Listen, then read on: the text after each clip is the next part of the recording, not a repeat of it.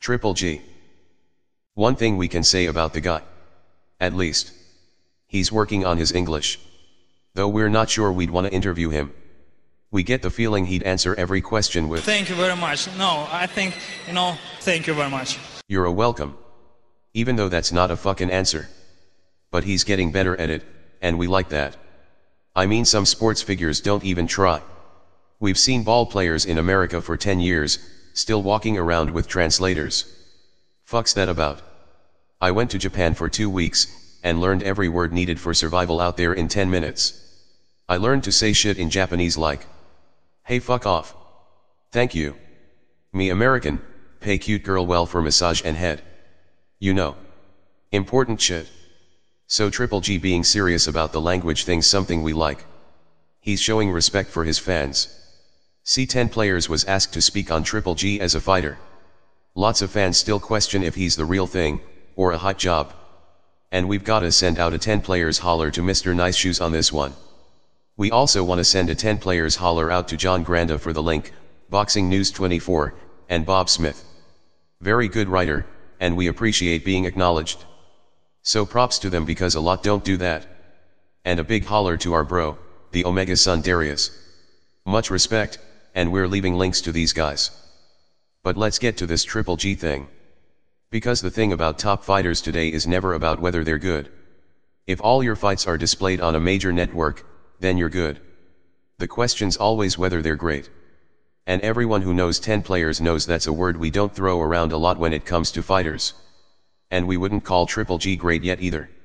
At the same time, he's a little better than good. So we'll call him very good. We can't say he's a one-dimensional fighter yet, because we don't know. One-dimensional fighters can't adjust when they enter areas of deep space they've never been before. Floyd Mayweather's one of the best adjusters in the game today. He can play some serious chess in the ring, and figure you out during rounds. That's the difference between him and Broner. This may look like two guys doing the same thing, but they're not. One's posing, while the other's observing. One's looking at his opponent, and modeling for the crowd. While the other's blocking out the crowd, and mentally dissecting his instead. He can move in if you're moving out, and move out if you're moving in. He has a superior comprehension of the scientific aspect of the game. And don't get it twisted, because he can be knocked the fuck out no matter how much he adjusts. But has some serious adjustment skills. But whether Triple G's got this ability or not is yet to be seen, because we've only seen one dimension of this fighter.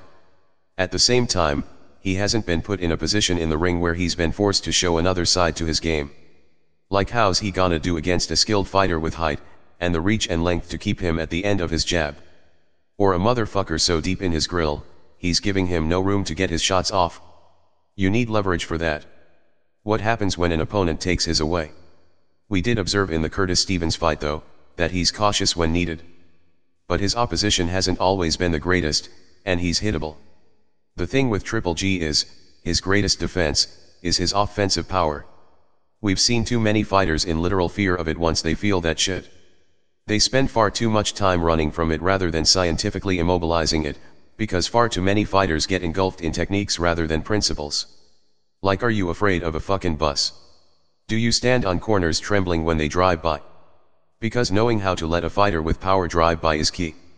Though we'll admit once that bus hits you, you've got a serious problem. Ward's one of the most skilled when it comes to this. But a great amount of feared fighters with power in the history of the game, didn't get stopped by knockout kings when they did. And we're yet to see him face a top guy. As for his fighting style, he's one of the most awkward looking knockout artists we've ever seen. Triple G almost looks robotic at times. He's extremely solid and sturdy. Like a Terminator machine. And his opponents seem like rubber bands in comparison. Ward's another sturdy fighter, but far more fluid. And if any fighter's gonna give Triple G problems, it's a sturdy fluid fighter. Triple G versus Froch would be a little more like machine against machine. But we've seen these types of fighters before. Some might argue that Triple G's broken records, but we ignore that shit. You can't compare fighters fighting top-notch greats to fighters fighting a bag load of bums. Yet even the greats didn't fight beasts in every fight. But when hype jobs lose, it's usually by stoppage.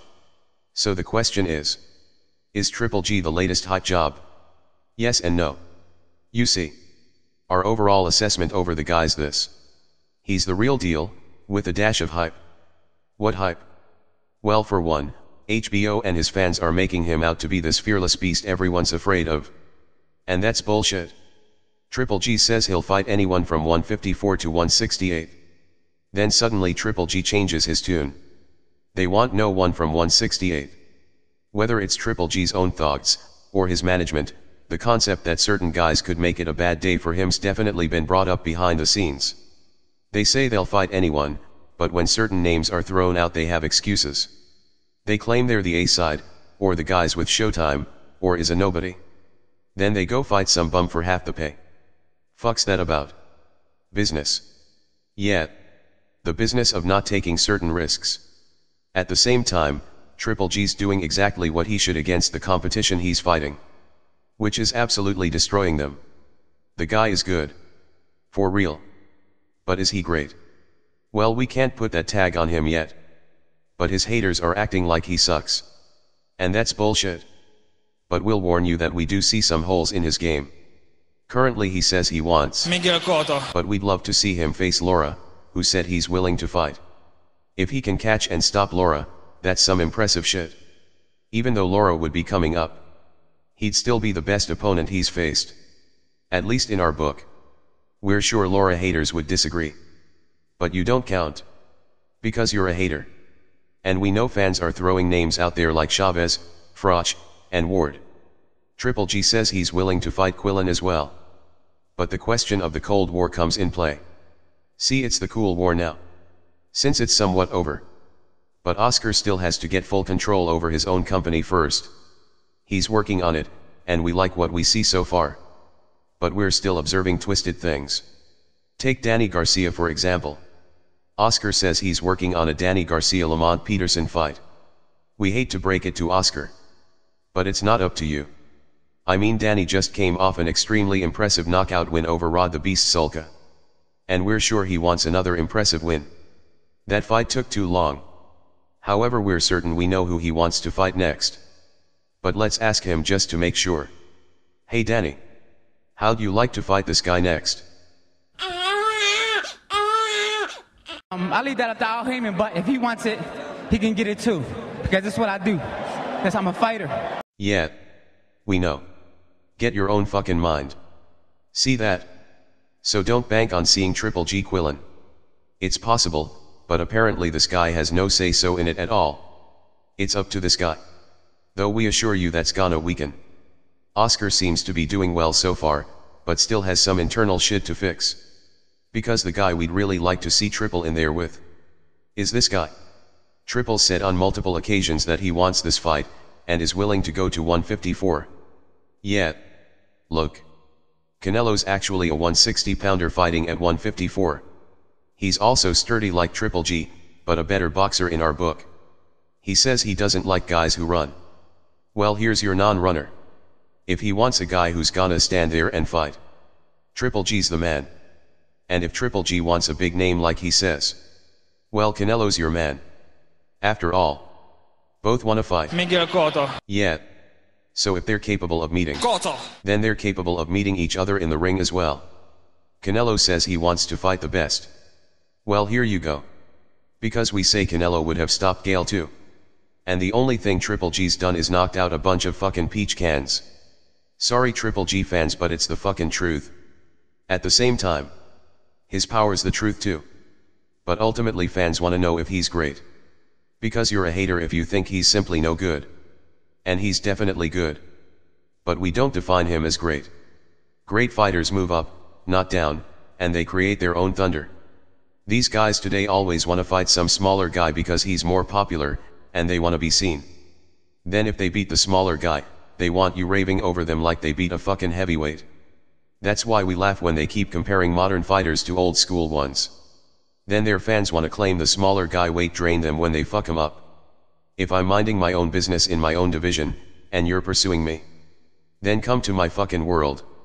It's not my job to come to your world if you wanna fight me because my name's bigger. At the same time, it's not always black and white. Because if you're flapping your mouth about how you'll fight at various weights, then you need to honor that too. But we'll respect a win over Canelo, because Canelo's a 160 pounder in our book. But fuck fighting any other smaller guys. We'd watch it, but really wanna see Triple G take out 3 natural decent 160 pounders. And then we'll start talking greatness. Because Goto is no natural 160 pounder.